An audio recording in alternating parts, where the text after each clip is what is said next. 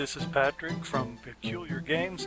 I'm gonna do play a little bit of Shiren the Wanderer here, just for the heck of it, because I don't have anything better to do, and it's a cool game. Anyway, I'm starting out from scratch with the English version, which is gonna be fun because I actually mostly played the Japanese version and guessed my way through some of the Japanese text and names for items. But anyway, the first thing we'll do is we'll create a travel journal, and I'm going to be boring and call my adventurer, oops, it's already Shiren S. Okay, let's go back.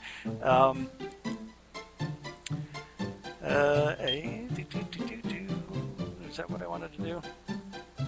Maybe he'll be Shiren S. Anyway, end. Okay. Now we get to watch the cutscene, which is awesome, so I'll shut up for now.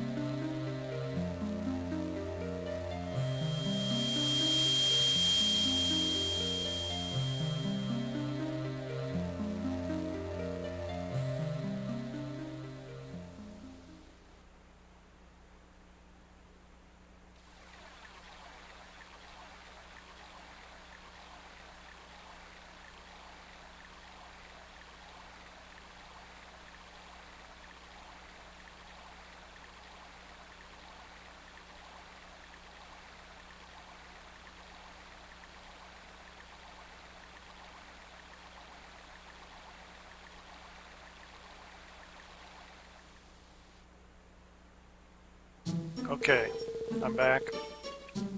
Now I can talk again. I mean, the intro scenes for me are so beautiful that I was just gonna let you enjoy them as they are. So this is a little starter training dungeon that teaches you about the game, and it's interesting that I really like this music. But once you complete this dungeon, you can really never go back unless you erase your progress in the game. So that's kind of a shame. But anyway, it'll be here in the video, so hopefully you can enjoy it too. So use A to defeat monsters. So A is attack or talk. B to move faster. Yeah, this is the sort of the dash function with the arrow keys. Now, what I'm doing is I'm playing on the computer, so all of the typical Nintendo DS controls are mapped to keys. and the D-pad's mapped to the arrows. But anyway, that's enough talking. Let's play a little bit. And I think the first thing I'm going to do is turn off those arrows that were intended for the touch screen, if I can figure it out to do that. Okay, so maybe it's other. Game settings, let's try that. Backgrounds on the touchscreen, enable everywhere, menus only. Let's disable it. And hit B to back out. Change the new settings? Sure, why not? Okay, here we go. I got a rice ball. And it gives you a hint each time you pick something up, so this is kind of useful. Now what they talked about with the dash, I'll show you in a moment actually. Well, let's dash now. So, gosh, however I map this. B, yeah, hold down B and, yeah, like that. So with the arrow keys, oh, he hit me, oh my gosh. B and dash. So I'm gonna fight back now with this mammal guy.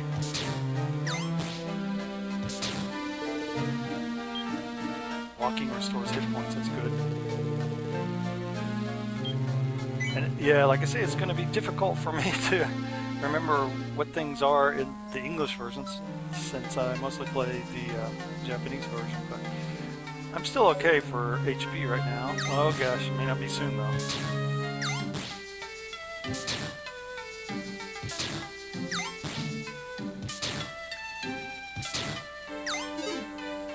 Well, he missed, otherwise I would have had to eat that medicinal herb right away.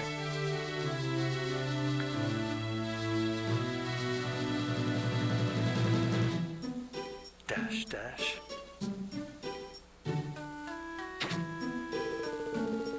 Damage all monsters in the room. This is all good stuff here. Blast wave, so that's what it's called.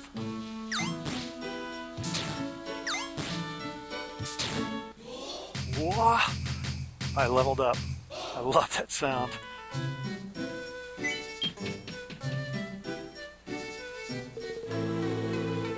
They're going to teach me something new each level, each floor. Hold down Y and press direction you're facing, yeah. So this lets you change direction without using up a turn. Use them when the monsters come from behind. Yeah, you can light up the whole dungeon. Let's go ahead and use that.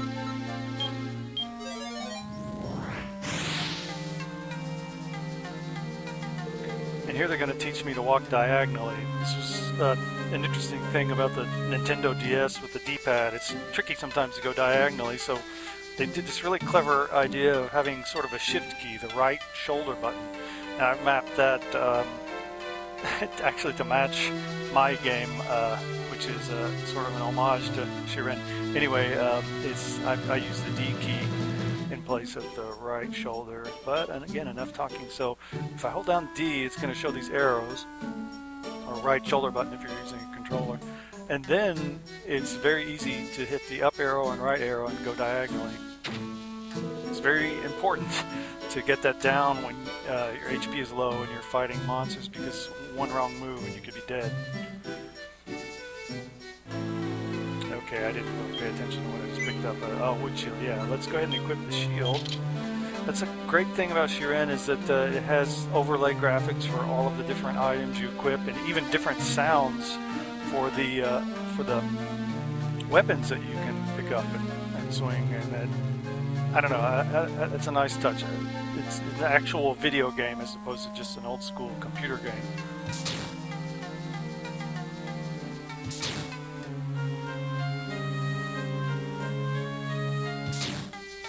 See, now I've leveled up enough that they're just really, I can one-shot all these guys.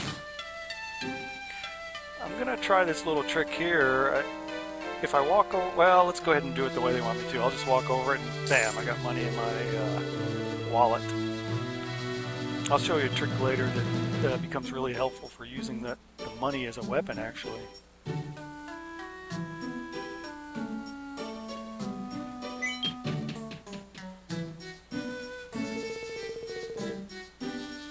Okay, A and B together will let you use up skip turns and restore health.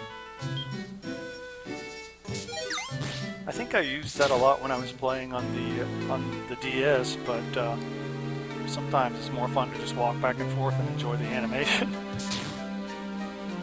I'll go ahead and show you this trick here. So what you can do is if you hold down the B button while you walk to a new tile or new cell, you don't automatically add the money to your wallet. And what you can do is a little trick here. Let's select the blast wave scroll and trade with what I'm standing on top of. So now I have the gitans in my inventory as opposed to adding them to the wallet. And I could have picked that up just standing on top of it, but I walked away and walked back over to auto pick it up. Let's show you what you can do with those gitans now. If I remember how I mapped this, so Y, change direction, take the gitans and throw them. And poor guy didn't know what hit him.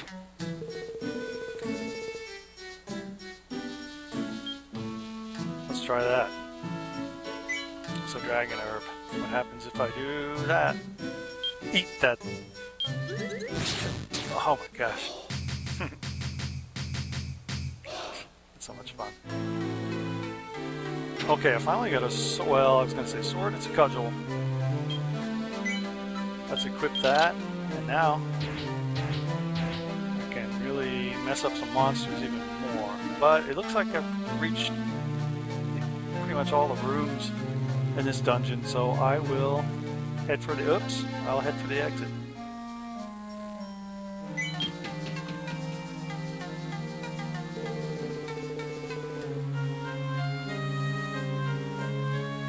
So better check your hunger and eat the rice ball, because they do actually rot eventually. There's a trap. Another good thing about Shiren is when you wave your weapon, attack a tile or cell, or a monster standing on top of one, it will reveal any hidden traps there. Very key strategic element. And pick that up. And I'm gonna go on.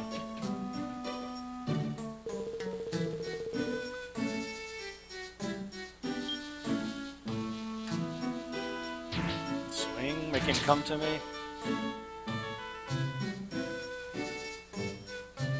I'm holding down the B key again for this dash feature. Oops, I'm getting hit. That's one thing that'll happen, is you can walk into monsters that way. They don't stop you one tile or one cell in advance of encountering a monster. They stop you when the game determines it would have happened. Let's B-walk this one again, which is walk over it and swap it with something in my inventory. Now I can show you that I'm standing on top of it, so I got really only, 1, 2, 3, 6 items, but if I go left, right with the arrows, it shows me what's underfoot, and I can get that without moving. And I finished this dungeon. So yeah, it's just a small, short training dungeon to teach you the system. A lot of fun, and I like the music. Let's talk to this guy. Ooh.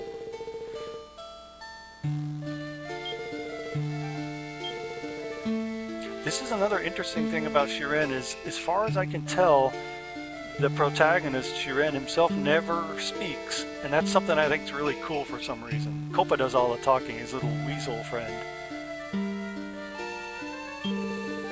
For some reason I like the idea of the speak softly or speak not at all and carry a big katana idea.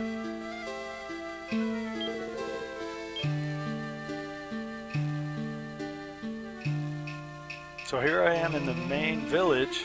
I can start going on an adventure and I get to keep the loot from that little training dungeon, the Canyon Hamlet or whatever it was called, I forget. And I'm probably going to do that, but I'm going to stop the video here because we need to keep it in small pieces. So thanks for watching so far. I think the next thing I'm going to do is try to go into the main starter dungeon and beat that, because my main ultimate quest is to tackle Faye's final puzzle. So anyway, thanks for watching and stay tuned for more.